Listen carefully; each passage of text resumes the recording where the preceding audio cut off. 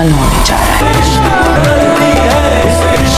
बिलाखिर माँ की मोहब्बत जीत गई है और अब शाज़िया को पता चल गया है कि जो उसके साथ रह रही है वो ज़ारा नहीं बल्कि उसकी दूसरी बेटी सारा है, और दोनों ही इस इजहार के बाद काफ़ी ज़्यादा एक दूसरे से मोहब्बत का इजहार करती हैं, क्योंकि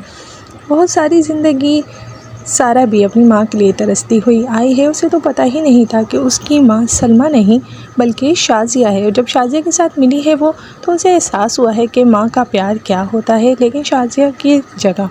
सलमा ने भी उससे सच्ची मोहब्बत ही की है सारी ज़िंदगी।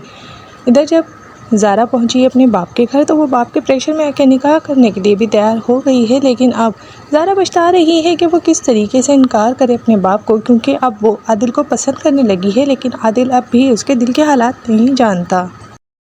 फ़रहत और अक्षय ये चाहती हैं कि किसी तरह भी मुनव्वर से शादी ना हो ज़ारा की, लेकिन वो दोनों बेबस हैं, क्योंकि इस वक्त में मज़हर साहब गन पॉइंट पर निकाह करवाना चाहते हैं सारा का